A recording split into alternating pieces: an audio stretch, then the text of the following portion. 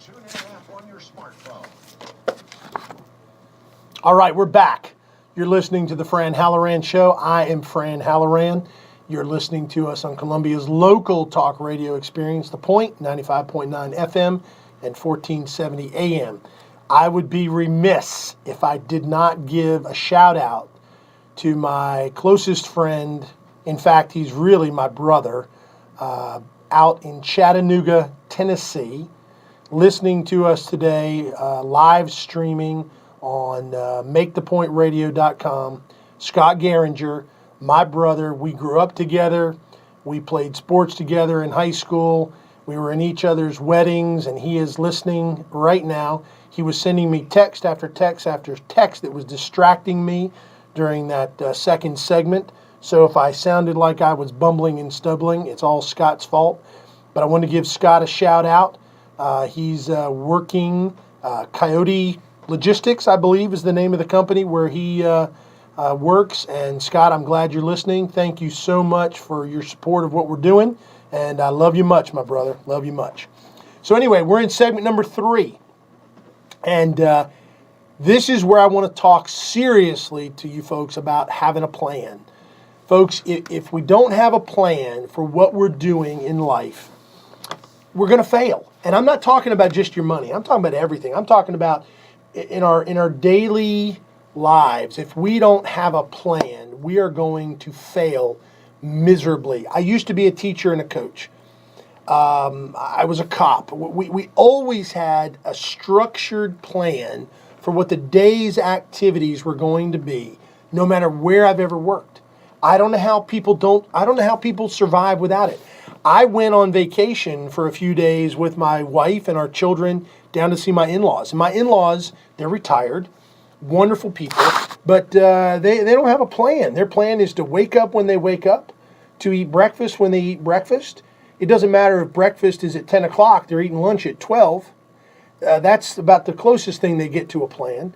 But they're very different from me. And frankly, I last about 12 hours with them before I'm going stir crazy. So I don't understand how to live without a plan. And what I want to talk to you for just a couple minutes today about is having a plan in 2015 for your money. You've heard me talk about this. We have a very simple 10-step plan. Life insurance, a will, and a 90-day snapshot. Those are 1, 2, and 3 of our plan. That's where you build your foundation.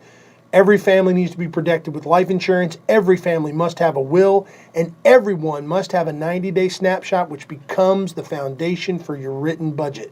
If you don't have a written budget in your family's life, you are missing money. You have money leaking, your boat is leaking, and you don't even know where it's leaking. You have to have life insurance, you have to have a will, and you have to have a written budget, and we start the written budget process by asking everyone to do a 90-day snapshot. Once we get that 90-day snapshot, that's when people realize that the boat, their family boat, is leaking to the tune of about $400 to $600 a month. That's right. You want to figure out where you can find $400 to $600 a month? Do a 90-day spending snapshot, and I promise you, you're going to have an aha moment like you've never had before. You're going to go, oh my goodness, I can't believe we spent that much money on groceries. Or I can't believe we're spending that much money on internet, cable television, dish network, whatever. Or, oh, I can't believe we spent that money on gifts. Or we spent that much money wherever you're spending it. The average family, after they sit down and do that 90-day snapshot, they find between $400 and $600. Now, folks, what if your boss at work said, if you'll sit down and do this project for an hour, I'll give you $500? Well, we would take that opportunity every single time because it's free money, right? If you'll sit down and do a 90-day snapshot with your finances and use that as the foundation for your written budget, you're going to find between $400 and $600. It's like getting yourself a raise. I've had families find $1,000 that they're wasting. Can you imagine $1,000 of wasteful spending in their budget, in their finances, because they don't have a budget? So that's 1, 2, and 3. Life insurance, a will, a 90-day spending snapshot that becomes the foundation for our written budget. Step 4, $1,000 emergency fund. Why? Because $1,000 will take care of most emergencies in a family's household. Simple as that. Number 5, debt eradication. Dave calls it the debt snowball. We do the same thing, but I like it. I like the word eradication. I want you to get ticked off, angry at that debt, and I want you to get after it as fast and as furiously as you can. Once we get rid of the debt, we build up. This is point number 6, item number 6 in our list. We want to build up 3 to 6 months of our living expenses in a safety net savings account, an emergency fund, 3 to 6 months. So that's 1, 2, 3, 4, 5, 6. 7, 8, and 9 are done simultaneously, just like in Dave's plan. 15% to retirement, pay off your home, fund college for kids. Simple, simple, simple, simple. 15% to retirement and qualified accounts. Pay off your home, fund college for kids. Put money away for your children. If you have that mindset, save money for the kids for college. And finally, number 10 is build wealth. And we have told people over and over and over again, but if you're new to the party, I want to make sure you hear this.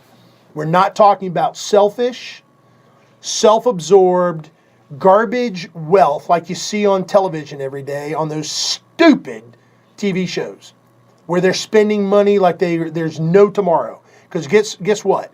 Those people are going to be broke inside a year. Happens all the time. We're talking about building wealth that changes your family tree. We're talking about building wealth so you can give to your church, your favorite charity, your family, your friends. You can change your family's life when you're building wealth like that. And the truth of the matter is, once you start building wealth like that, you cannot help but want to do for other people. It's like it's the curse that comes with having a little extra money.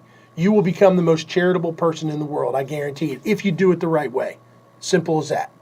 But let's just say you don't buy into the plan.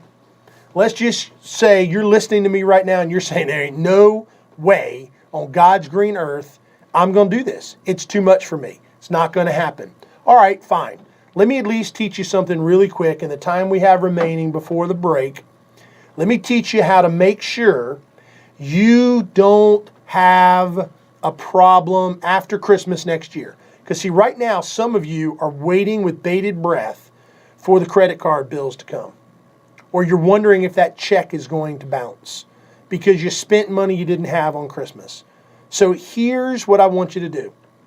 I want you to come up with at least a plan where you don't go into debt next year for Christmas. And maybe you don't go into debt this year for things like birthdays and anniversaries and stuff like that. So let me give you a thought. Here's what you're going to do.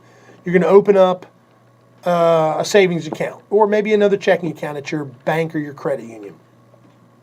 And you're going to label it, I don't care, Christmas club, gift account, I don't care. Name it something.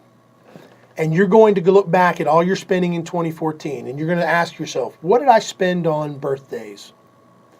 What did I spend on Mother's Day? What did I spend on Father's Day? What did I spend on Christmas? What did I spend on anniversaries? You're going to take all those numbers and you're going to add them up. And let's just say you spent $25 per birthday and anniversary, and there were 10 birthdays and or anniversaries in the year. You put your money, you put your number there, whatever you spent, but I'm just using simple math. $25 per, and you had 10 birthdays or anniversaries. And then maybe you spent $50 on your mom for Mother's Day.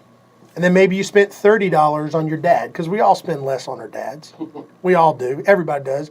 Don't lie. You know I'm right. And then let's say you did as we suggest, and you only spent between 20 and 25% of your take-home pay on Christmas. And let's say your take-home pay is about $5K a month, $5,000 a month. So you spend about $1,250, $1,300 on Christmas.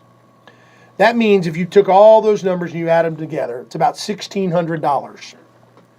That means right now, starting in January, you need to put $134 into that Christmas club account, gift club account, whatever you want to call it, so that when Christmas rolls around, you've got $1,000, $1,100, $1,200, $1,300, $1,400, whatever it's going to be by December that you can spend on Christmas.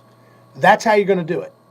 Now, I hope maybe you'll put $150 away, or $175, or even $200. And maybe this will be the trigger that teaches you how to save. But folks, you got to get into a new rhythm and flow in 2015. You got to become a saver. And if you're not going to do our plan because it's too complicated, then at the very least, save yourself the headache for next January 2016 and at least open up one of these little accounts.